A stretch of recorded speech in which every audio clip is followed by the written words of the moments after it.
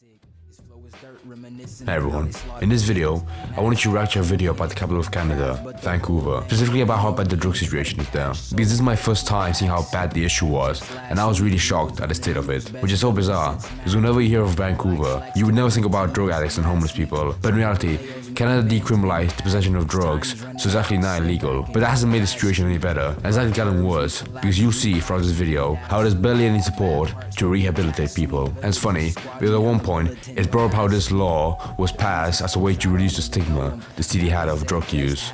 But you're going to see how bad it's really gotten. This is Vancouver, Canada. Right, before I start this video, I want to get some context, because when I first clicked on the video and I saw this head title, Vancouver, Canada, it blew my mind, because later on in this video it will show some really bad drug issues in the city. And it's interesting because I remember watching a podcast from the cold ones, and they had someone who was from like Canada, and they said like Vancouver currently is the city with like the most drug addicts in the streets, living homeless basically. And when I heard that, I was like, there's no way. There's definitely like you definitely over exaggerated what he was talking about. But now after watching this video, it's like near dystopian how awful the city looks. Especially in a first world country like Canada, you would, and a capital as well, you would not expect to see this in any country. Maybe like in a really bad one, but it's so shocking that's happening in Vancouver. It's mind blowing to me. This is Vancouver, Canada, a city that made every drug. I should also notice that this might be like a hard video to watch, because some people are really just fucked in this video. It will be a struggle to watch. Decriminalizing every drug since January 2023. The city's goal was to make using drugs safer by making them legal, but many Canadians think it's done the exact opposite. So I went to downtown Vancouver with my friend Kevin, a social worker and drug addiction specialist, to see the impact decriminalizing drugs has had on the city. Of course. Yeah, I know this guy. He brings along a lot of videos because he does like he's worked with him a lot, because he knows how to handle these kind of situations, because he's also very passionate about it. I'm sure he's worked a very long time into handling these situations in real life and actually helping people to get better.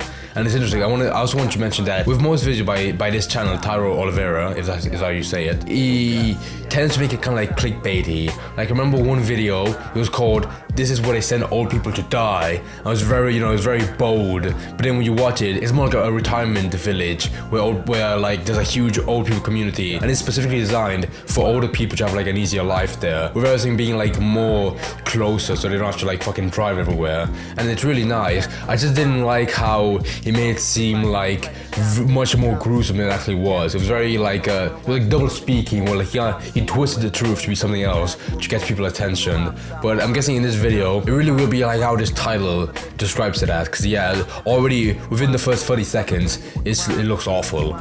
Smoking crack out here. Yeah, it's just straight fentanyl, straight meth, straight crack. It's definitely the most concentrated group of people of any city you and I have ever visited. Yeah, we've only done one block. We've been out here for 5 minutes. It's just complete chaos. There's offices right here. Can you imagine working here full time? Considering the new laws here, I wanted to hear what kind of drugs the people here were using and how. I imagine this is what it's like for the entire city. I refuse to believe that this is just one area with very like concentrated group of people.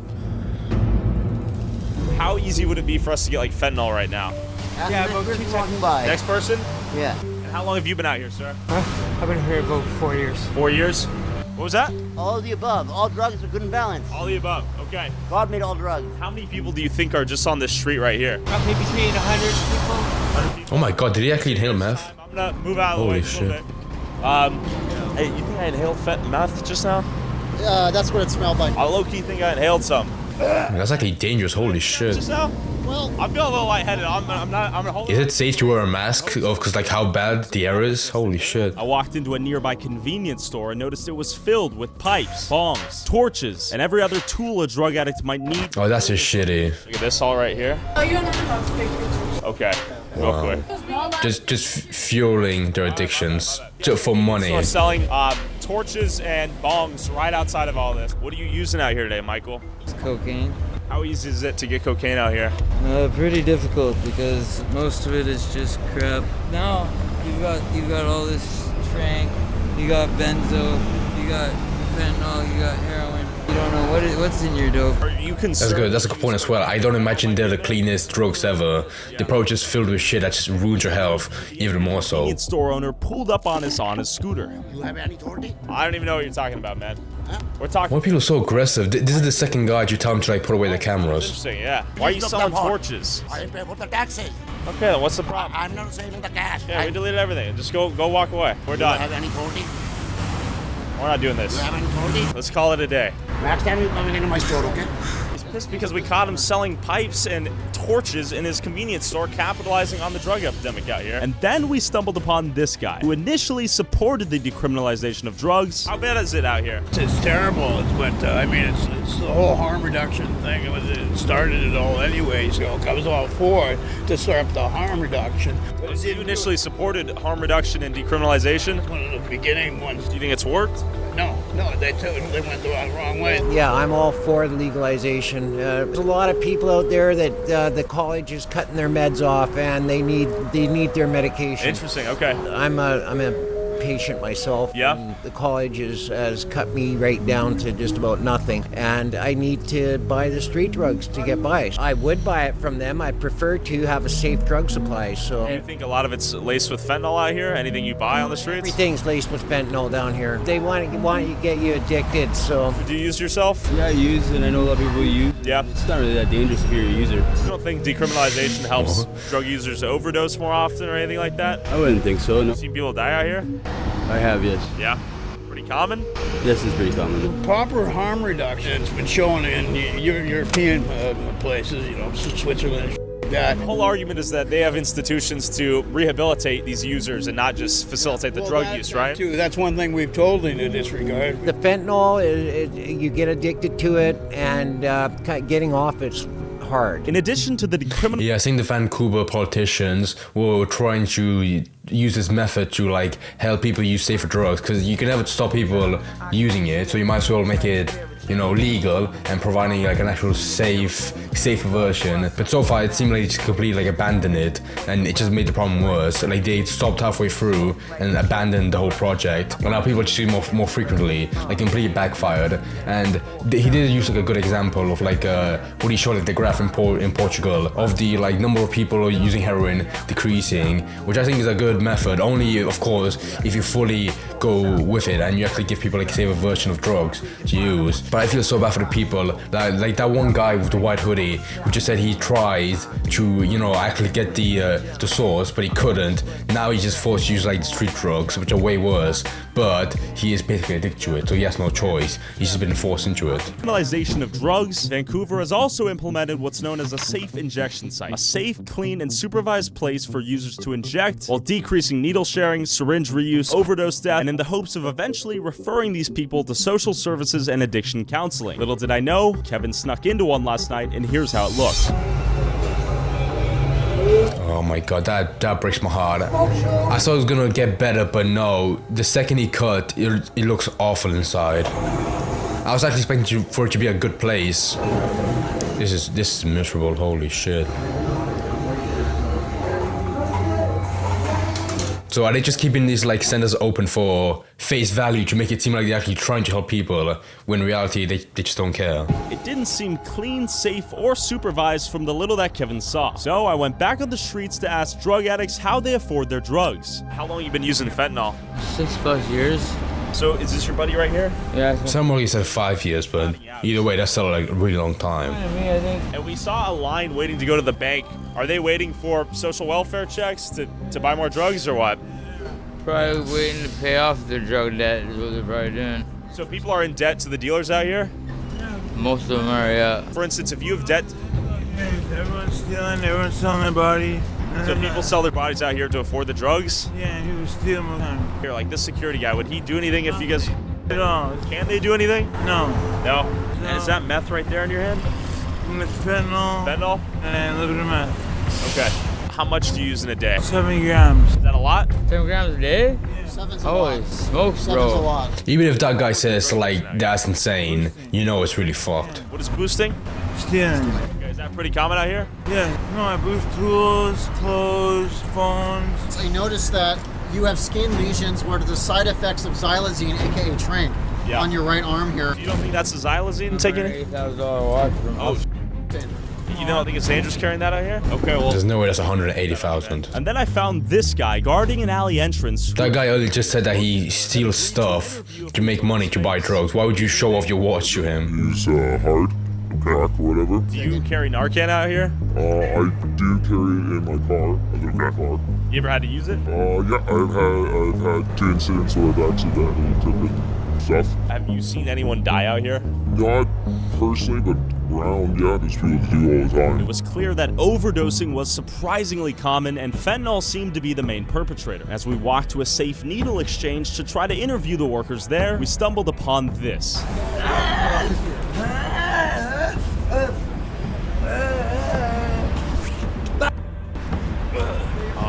This is where they're handing out harm reduction needles, supplies, and whatnot. Narcan right here. I mean, in that building, you couldn't even tell what was on the inside. Syringes and stuff. Narcan. We're just wondering if we could hear your opinion on what's going on out here in Vancouver. This very second is not a great time. Okay, got it. Should we get out of here? No, it's just I've got somebody who's just OD'd outside. Okay. Oh, so that's an overdose. Okay. That is what a methamphetamine with sleep exhaustion overdose looks like. Meth overdose in real time right now. Ambulance is probably coming for him. You can look at Dana doing his thing. So, this is complete chaos. Yeah, and this is an active overdose in real time right there. We are completely surrounded by active users. As we walked off the block and into an alleyway, I noticed both ends were guarded by a drug dealer. You go through here or no? Yeah? Yeah, they should worry about me now. Anything, bro? We're good. To my surprise, we had just been offered drugs on camera. Okay, we definitely just want. Jesus Christ, that is so insane to me. The idea of there being a building to help people with drug addiction, and just a few feet away there's a drug dealer standing right there. But that guy with the scooter, the drug dealer, probably doesn't give a shit. He probably makes a lot of money if people just walking by. I'm sure there's never a boring day. I mean, if he's making money from it, you know. As we walked away, we started getting dirty looks from those 2 dealers, but it was clear we could buy drugs on any corner of any block out here in East Hastings. So we're definitely being followed right now. This guy's wrapped in a trash can right here. I mean, this scene is... I mean, you can't, how do you breathe? How do we even know he's alive? Yeah, do you want to check in on him? He might need some Narcan or something, I mean. I was worried about you, you're in a trash bag. Oh. Okay, just check on you, brother. You doing okay? All right, you take care, brother. So this guy's, his back's messed up, as you can see, from nodding out. This is definitely worse than Kensington by far. Definitely see a few cops rolling around here, but they're ambulance. Is Kensington... Oh, this guy's picking up... Is Kensington in like, what's it called? Chicago? I can't remember. What are you doing that for? It's a wild one-liner. It's money? Okay, so he sees that leaves us money. It's probably harder to get red. Let me realize, I imagine the car accidents are way more frequent because people just walk on the streets. Didn't seem like there was like a crossing line there. Sometimes led to spine deformities and back problems like what you're seeing here. People were nodding out everywhere. Did you use fentanyl? And the more we talked to people out here, the dirtier the looks we got. Something felt off. There's 3 men to your left pointing at us and talking to them. Oh, that's actually terrifying. So just be aware of that. Something. I have to respect this guy. I'm gonna stop here for a second. I have to respect this guy because he does a lot of videos like these, traveling like across the US and Canada as well, where he makes these kind of videos, asking people, like, especially drug addicts, like what it's like in the city. And most of the time, from what I've seen, there have been like a lot of occasions where someone's like threatening them. So it is quite dangerous. If I was in his shoes and I went to one city to make a video like this and there was like someone being threatening and left the city, I probably wouldn't try to make another video like it again, because who knows what's gonna happen next time. Because he clearly wants to spread the message around, make people more aware of how big these kind of issues are, especially for people who don't live in that kind of area. Therefore, they really underestimate like how bad it really is. All right, let's go. I legitimately think they tried to take his camera. Oh, you almost got one? When we walked by, he said, I'll kill you. What? He's got no back look. I'm trying to walk down.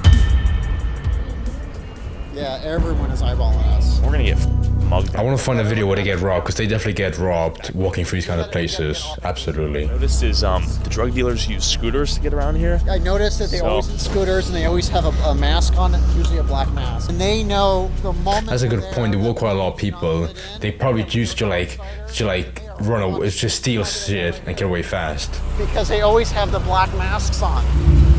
fucking turned around when you said that shit. With drug dealers eyeing us on every block, we hopped in a taxi to go back to our hotel to change our outfits and hopefully not get recognized. But as evening approached, a sense of bloodlust, aggression, and murderous intent filled the air. This guy's coming over. Keep driving, drive. Dude, I'd stay in this city for like 5 minutes and get away. This looks dangerous. Oh my god. Let's go. Yeah, go. This is easily the most chaotic place I have ever been. I mean, my adrenaline is pumping. Thank God we're back in the hotel. The shopkeeper told me last night. Even in the hotel, I wouldn't feel safe. No matter, like, anywhere in this vicinity feels dangerous. You and they will kill you. And he strongly encouraged me to go back to the hotel. I put on the hoodie so I can blend in a little bit more and just check out this disguise. Low-key think I look like a drug dealer now. You want anything, man? That probably would actually help, I'm not kidding. Oh, at least they're having fun, you know, that's good. The fresh disguise to blend into the hood, we headed back out. In the hood? That part's cringy, I'm not gonna lie. Literally robbing each other in broad daylight out here.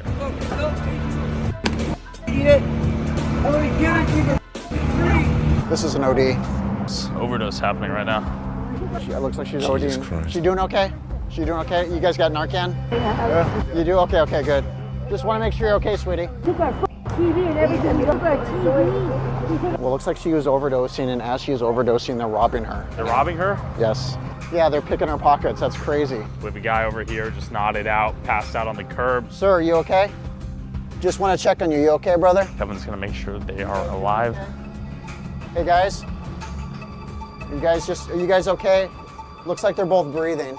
Actually, I'm not sure about this guy. He's moving, but it's labored. Shouldn't they have Imagine having to live in the city and seeing that every day. That would just be actual hell. He said yes. This is wild. He had a ton of fentanyl on her. This guy's screaming at me. Oh, is he getting aggro? Okay, so we should go. People appeared lifeless on the corner of every street, and it was impossible to tell if they were just high or dead. With a seemingly endless line of drug addicts still waiting to get government money from the bank to go buy drugs with, this guy came out of nowhere offering us advice. If you get on that side, they're gonna start messing with you in your phone. Yeah? Okay, so we call it right here? So just do it wisely. He knows what's up, and that makes me worried, actually. Yeah, let's go this way. Okay, let's go. We've probably been watched for the last 25 blocks. Hey, they're recording us. Yeah. We need to keep walking. Yeah, let's go.